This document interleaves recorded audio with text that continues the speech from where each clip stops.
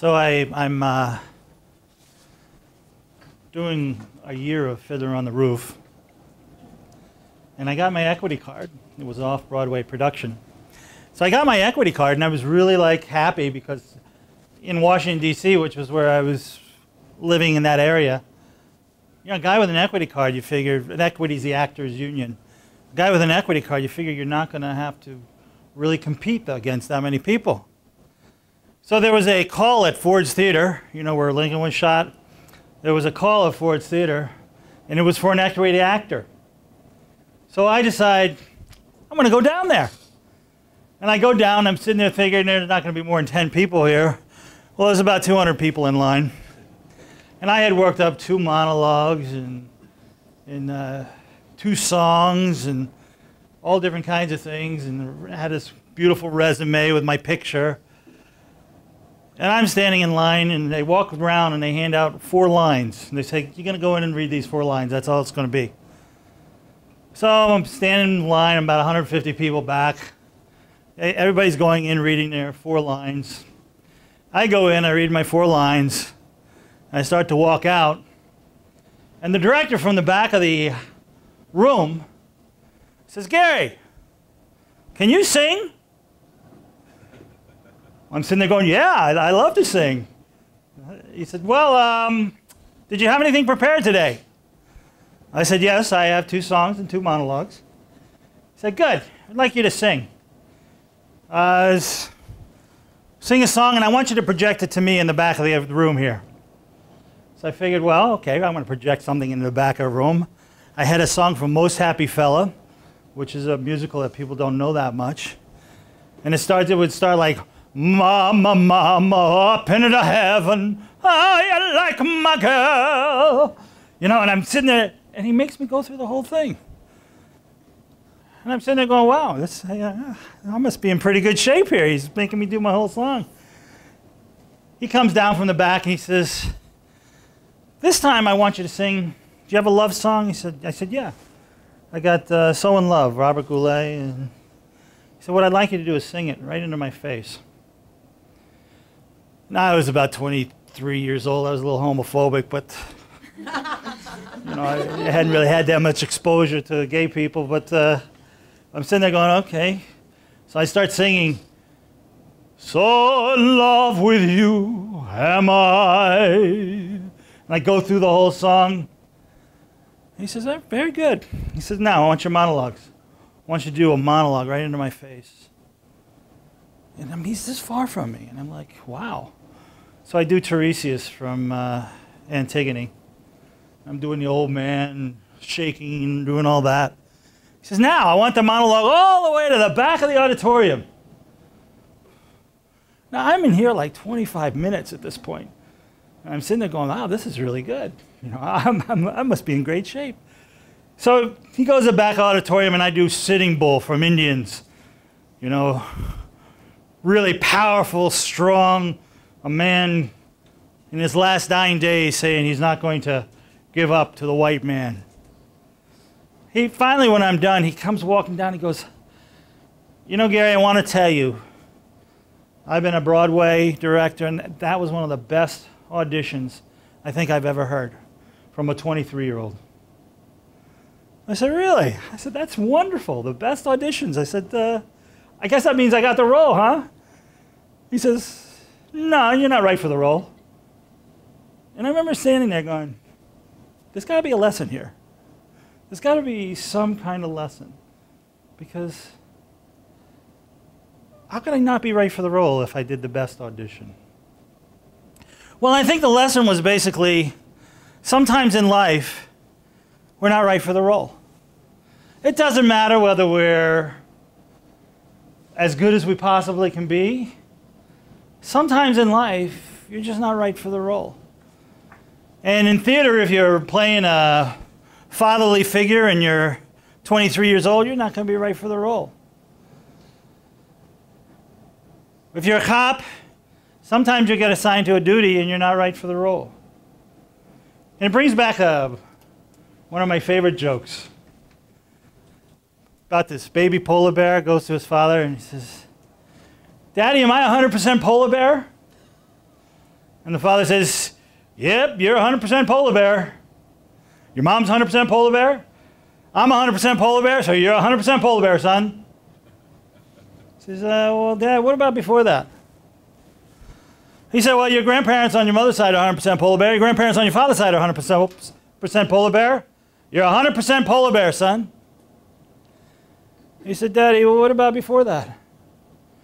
He said, well, your great-grandparents were 100% polar bear. Your great-grandparents on my side were 100% polar bear. So you're 100% polar bear, son. He says, Daddy, what about before that?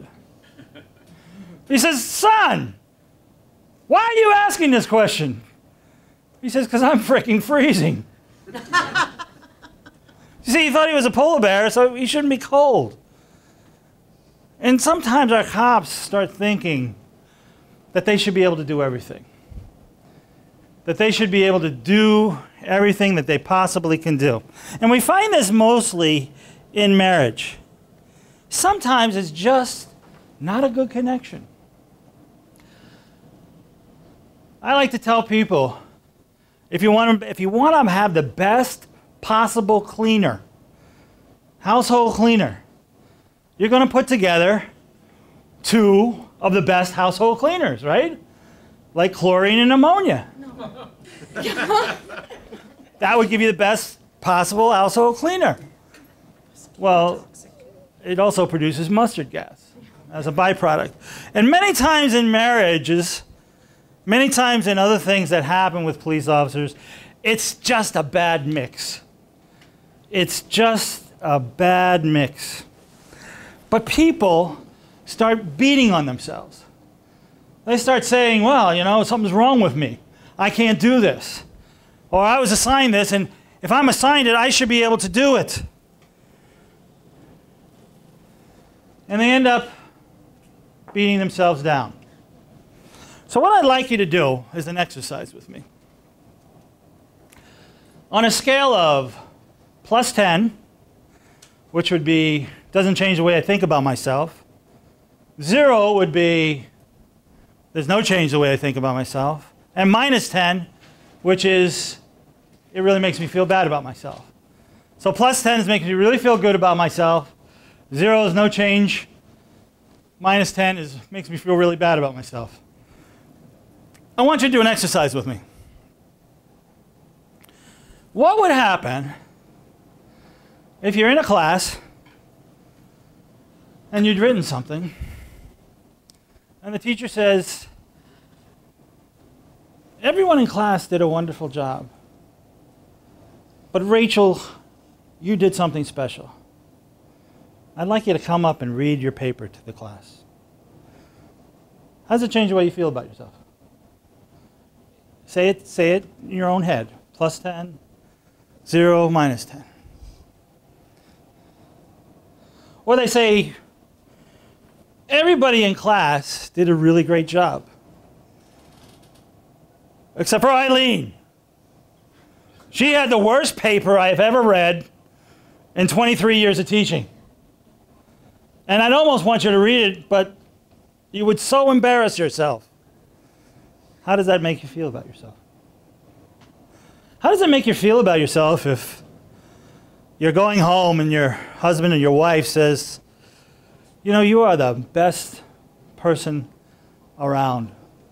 I love you so much. You've just done everything good for me. And at times I know I get angry at you, but you're just the best person around. How does that change the way you feel about yourself? Or you go home and they go, you're disgusting to me. I can't stand you any longer. Would you please move out today?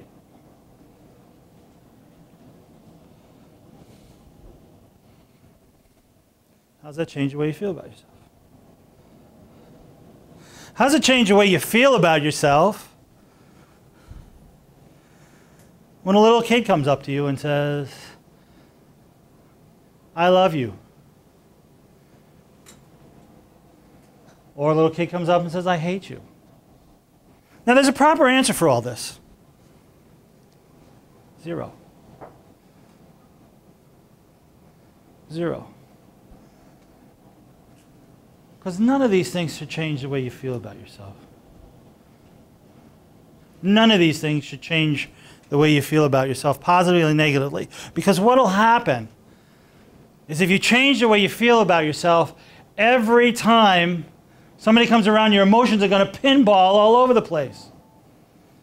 And this is the technique that we teach particularly to police officers, because they are getting pinballing concepts of who they are. They pinball back and forth constantly. I can tell you right now, if we were in New York, you could go outside the door and within 20 seconds, somebody will call you an asshole. It might be a little nicer in California.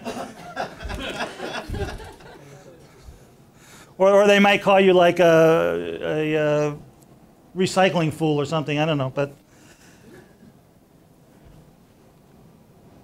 you've got to not let things change the way you feel about yourself. You've got to recognize sometimes you're not right for the role. And when you're not right for the role, cut your losses. Say, okay, I'm not right for this role. I'll do the job for a period of time, but I need to move into a different kind of job. And that particularly, I mean, we see that, Deanie and I see that with police officers all the time. They come in, they start getting really upset because they've been given a special duty that they wanted and wanted and wanted, and then they find out they don't belong there. They're just chlorine and ammonia. They're not right for the role.